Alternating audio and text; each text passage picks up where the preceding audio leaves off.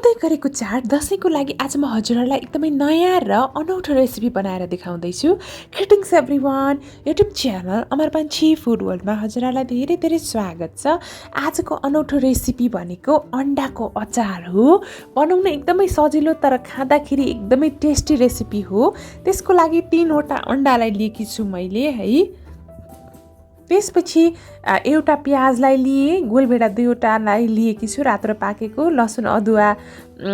लसुन चाहिँ 2वटा र अदुवा 5 ग्राम लिए, धनियाँको केही पत्ताहरूलाई लिए र मेथीको केही दानालाई लिएकी छु। साथसाथै हामीलाई चाहिन्छ कागती एउटा, रातो धुलो खुर्सानी आधा चम्चा, टिमुर 7वटा जति, अनि त्यो साथसाथै बेसार आधा चम्चा र जिरा धनियाँको धुलो आधा चम्चा जति चाहिन्छ है।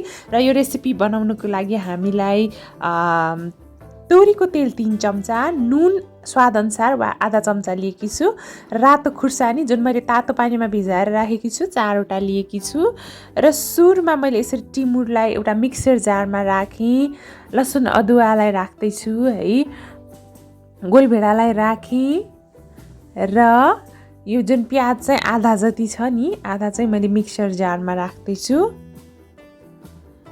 साथसाथै धनियाँको पत्ताहरूलाई राखेँ, नुनलाई राखेँ र रातो खुर्सानीलाई राखेँ। नुन खुर्सानी हजुरहरूले स्वादअनुसार राख्न सक्नुहुन्छ है। रातो खुर्सानीलाई तातो पानीमा भिजायो भने चाहिँ पिस्न सजिलो हुन्छ। त्यसपछि मजाले पिसेँ।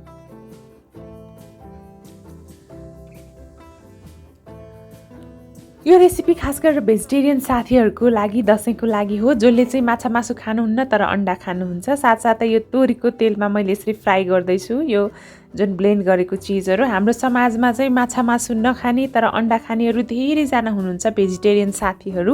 यो रेसिपी चाहिँ विशेष गरेर दशैंमा अन्डाको अचारको रूपमा हजुरहरूले खान सक्नुहुन्छ। खाना, रोटी, नान, परोठा र विशेष गरेर भोजमा खान सक्नुहुन्छ है। एकदमै सजिलो छ बनाउन। हेर्नुहोस् त, यतिको पाक्ने गरेर मजाले पकाएकी छु। तेल मैले धेरै युज गरेकी छैन। एकदमै हाइजेनिक रेसिपी हो। एउटा अन्डालाई मैले यसरी 4-4 टुक्रा गरेर काटेर एउटा बाउलमा राखेँ। धेरै चाहिँ नचलाउनु होला है, यो भित्रको फेरि अन्डाहरू त एकदम नरम हुन्छ नि।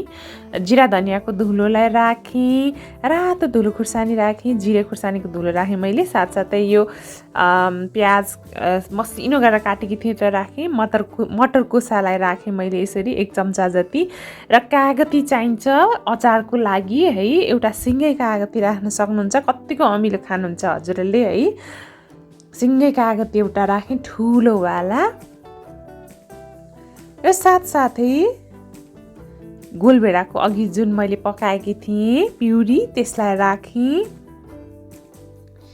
र त्यसपछि धनियाँको पत्ताहरूलाई राखेँ, र साथसाथै मैले तोरीको तेल 1 चम्चा मजाले गरेँ। 1-2 चम्चामा मेथी फुराएर, मेथी डार्क ब्राउन भइसकेपछि मैले यसरी बेसार राखेँ र बेसारको माथि च्वाइया गरेर यसरी झानिदिएँ। यसलाई चाहिँ मजाले मिक्स गर्नुहोला है।